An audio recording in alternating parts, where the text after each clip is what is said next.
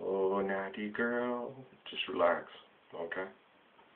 Don't pray for any outcomes. Just let go and let God, as John Nathan said. Okay. You never got to meet John Natty, did you? No? Okay. I thought we met at the library before you guys were.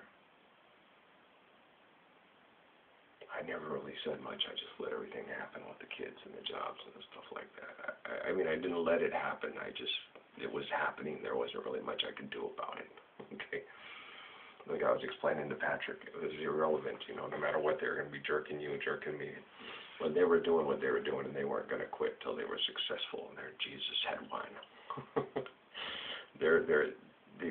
They've become they're all offshoots of this thing called the Temple of Set, Natty. They run a thing that runs almost all major religious groups. They do it through mind control mechanisms.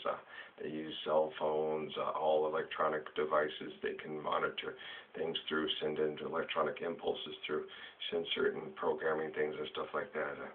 Now you can download a movie to your MP3 or your phone, You can try to download movies into people's heads and brains and make them accept into their programs. That Michio Kaku guy is just full of shit. We won't ever do that. You can earn it. It can leave an impression on you. I mean, you won't be an expert, but if you put enough information in and enough stuff, and people start getting up stuff, all of a sudden this person can play Mozart. They were just living there. This little kid can play Mozart. They got all these little savant kids that can do all these amazing things. Now, they can do this, they can do that. And there's even more. Well, it's because of this. Nah, it's because of the internet. Okay, it's because they can download programs, they can sit there and stuff. Like a lot of people tell me, unplug, stuff like that, unless you want stuff in there that you shouldn't have in there. But a lot of the information I have, Nate, I asked to know about what's happening to the girls across the world and see all the suffering and the evil, crazy shit going on because I needed to know. I asked to know only what I needed to know, so a lot of this stuff it took a lot out of my it wasn't so much that I was a coward who wants to see what happens to the little girls in Mexico. No one in their right mind wants to see that shit, And so I didn't want to see it, but I had to see it. So it's kind of like, there's some other things I got to see, but I don't want to see it. I got to see this, I don't want to see it. Do you guys see it? I don't want it. Okay. Do you want it? No. Okay. But you got to. I'm being silly about it, but no, you don't want to see those girls get there. Oh, God, no.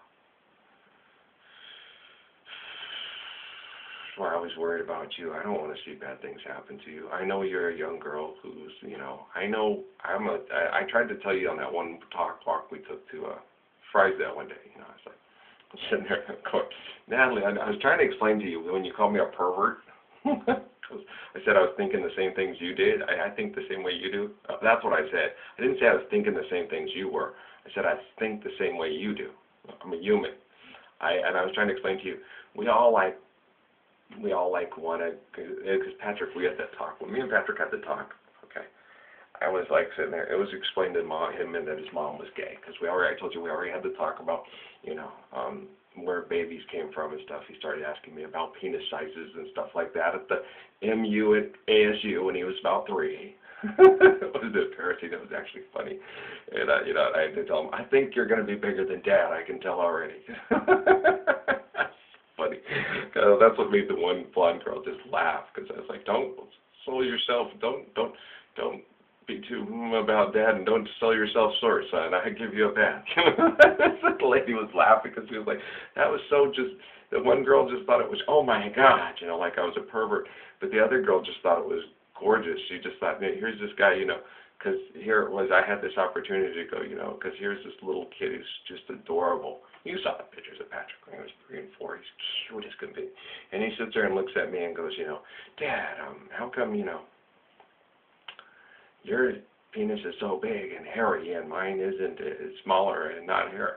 And instead of me going, well, because I sit there and I said, well, first of all, Dad's isn't quite so big, and you're going to be bigger than Dad, I can tell.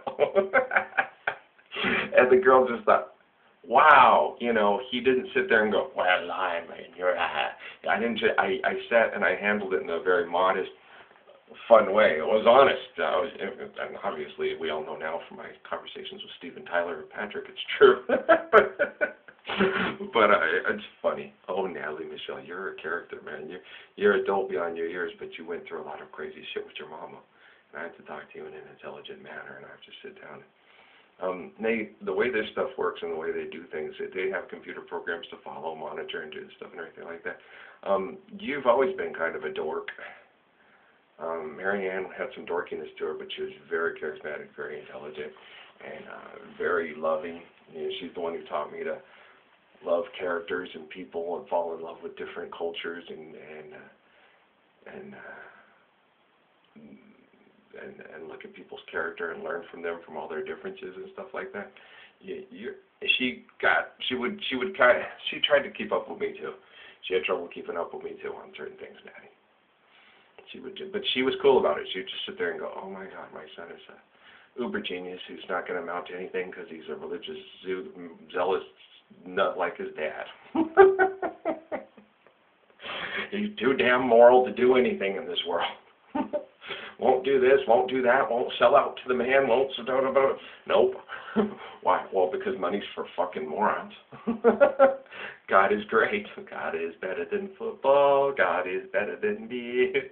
I'm trying to make this entertaining and fun so you can follow along, but I got to keep to some basic scripts that they were trying to feed me in the bed and keep me from being all over the map and being distracted, because it makes it harder for people to learn even though they're having fun doing it, Natty, okay? Because it makes it confusing for them. So we got to focus, okay? Mary Ann, this is just to help you with some memory things that seem to be coming up in like thought, memory, or dream when I talk about the stuff about Mary Ann. Was confusing with some of the stuff. He wasn't always there. Grandpa wasn't always there because during the time that she was a little kid, they had a part where he had to go do some war stuff.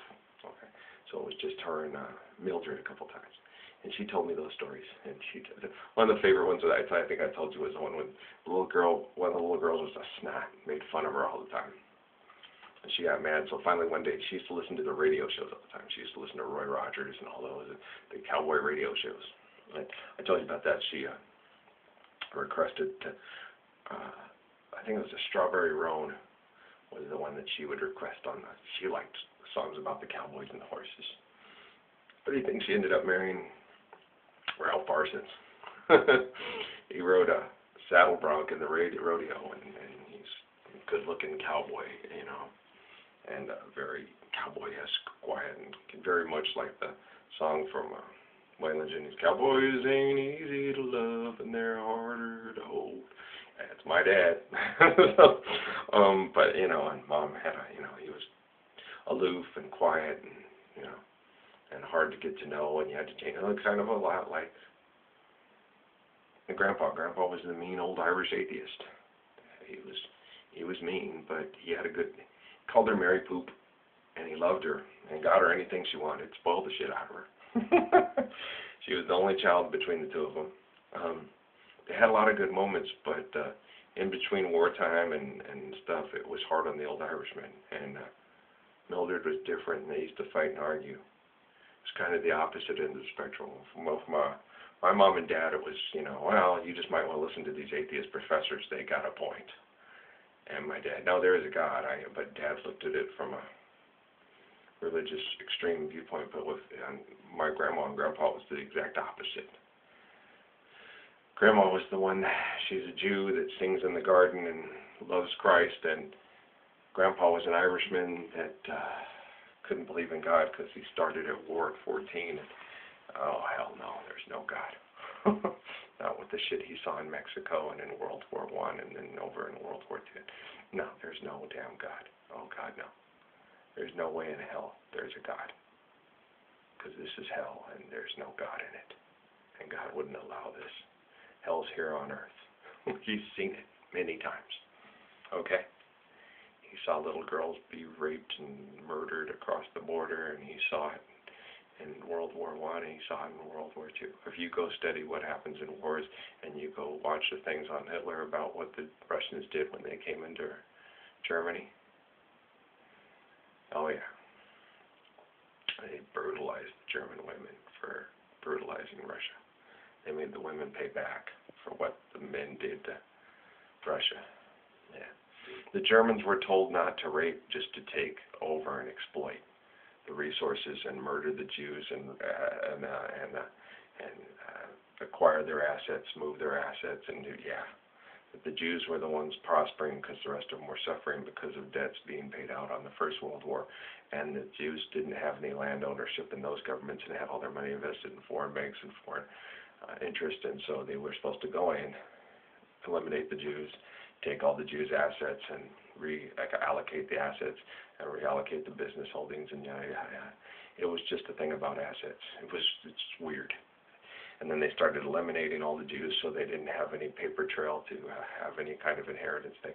So Hitler and his buddies and the friends on the banks in the United States and all across the world that were dealing with these assets were just reallocating assets and eliminating people.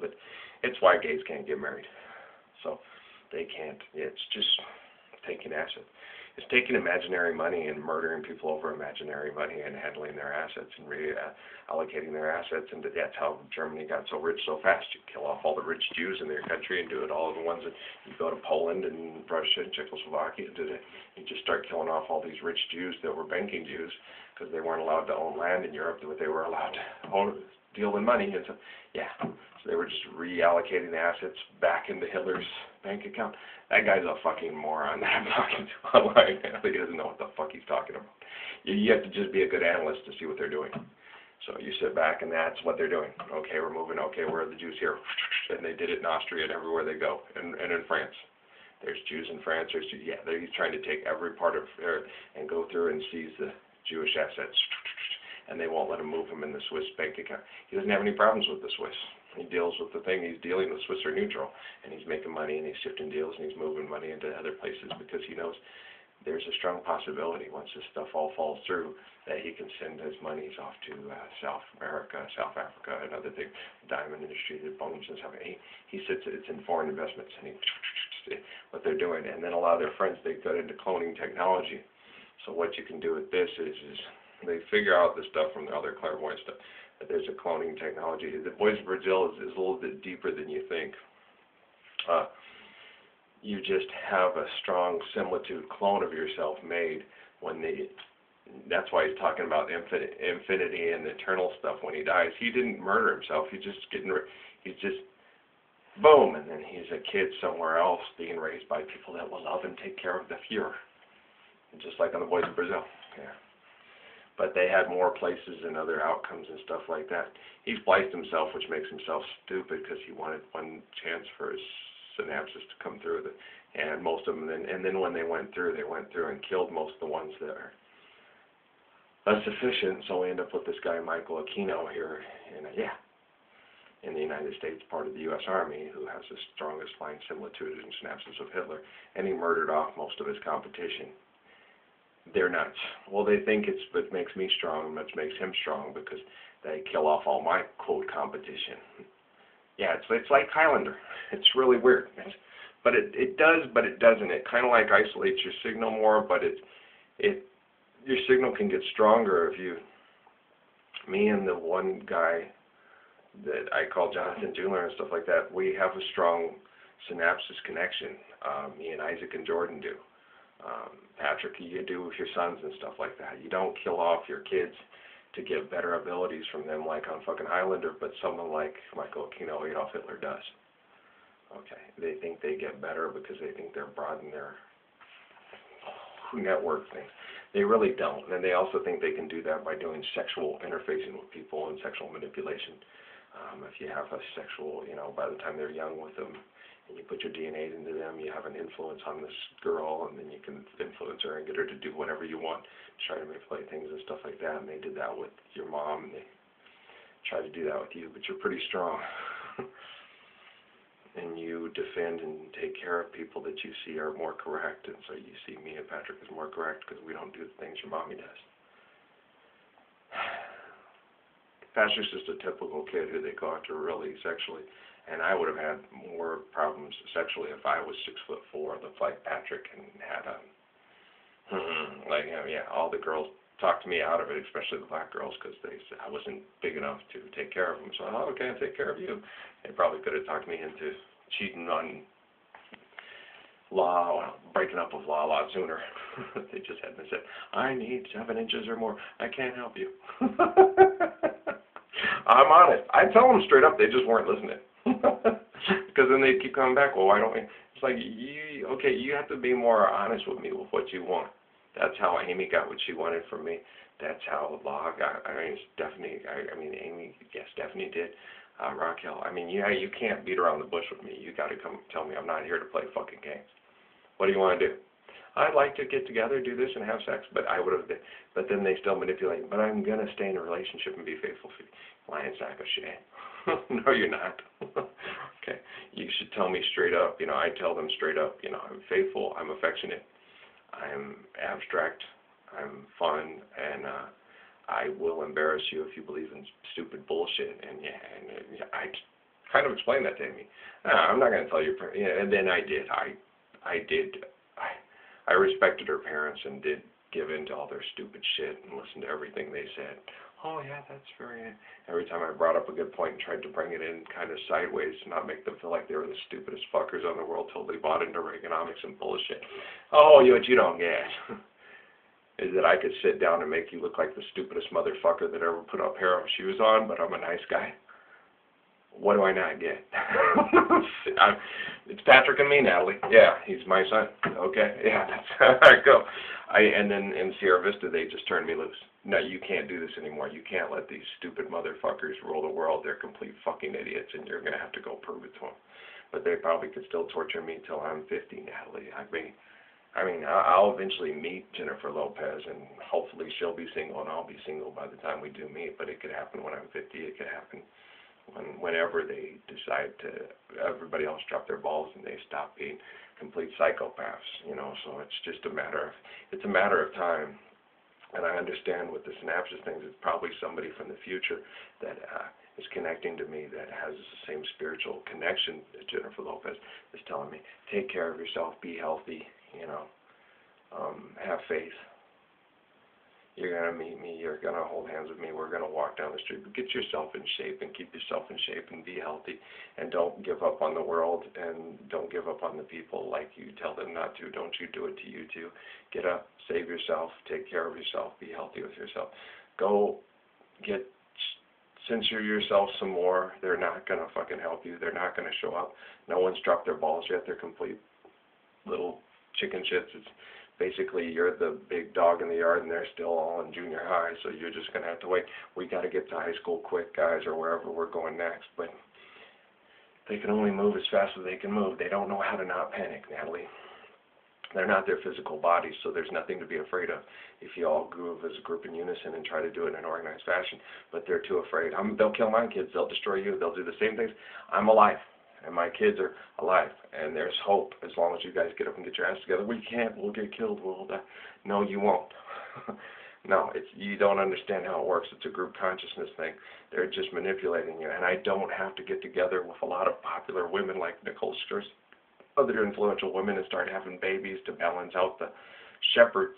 You can turn shepherds, and you can turn yourselves into similar shepherds to me. I don't work like Hitler does, okay? I work like Jesus does. Jesus went through fishing men and converting their hearts, and then their heads and minds and their bodies changed, and they turned into completely different people like the Apostle Paul and Saul. Yeah, I can change them without screwing somebody and raising little tiny me's to supplant me and raises my heir. I'm not like them, okay? I'm not a breeding indoctrinator. I am a person that comes and changes you through my deed and my word and my love for you. Okay, that's how I work. Okay. Will Smith is becoming more like me because he loves me. It's not more like me and like you are a little clone of me. It's more like he's picking up on my character. And it's making him stronger and more beautiful. Jada's doing it. The kids do it because there's a strong connection there, and I love them. Same thing is happening on a spiritual level. We with the little kids, it's not like like I'm planning a program in there. It's like they're taught how to pray by their grandma, and we connect, and that's how I have communications with Max and Emmy. They're cute. They're smart little kids too. No, they're safe because not everybody's bought in, and it's happening on a subconscious level. It's like they're having prayers with Jesus. Okay. So it's not anything that puts him in danger. It's just life, and if you can't stop these connections, lots of people have praise with Jesus, and they have, and they turn it into it's like a fun world where he's funny and does cartoon voices and jokes with them, and he's their pal, like that on that Mad TV. Jesus did it. Jesus told us to do it. But be careful. Listen to mommy, but be silly to mommy because it's fun. And Jesus sure has a good sense of humor. He does.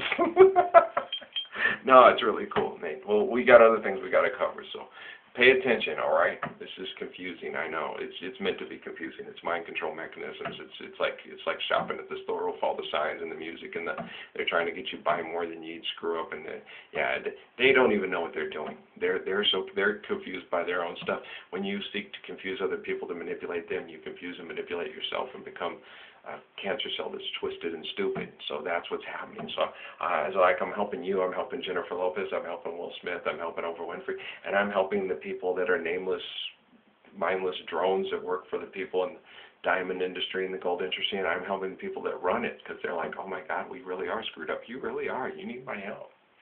All right. And I need yours, obviously, because I need your influence and your position and stuff to help change the world into a place we can all live in, intelligently live in. We have to perform the greatest events in the history of the world, and it's on us. It's on our doorstep, and we got to do it right now. You guys can do it. Otherwise, I wouldn't be here, and I wouldn't be alive. Okay, so we're going to do it. It's just a matter of time. I'm not trying to speed it up. I'm just trying to offer better options so we can speed it up. The options to speed it up. I can't say there, do what I want. I'm not that asshole. I don't work like the Hitler type. I'm the one that's more like the Jesus type. Okay? All right, Missy. We'll go to the next one. I love you too.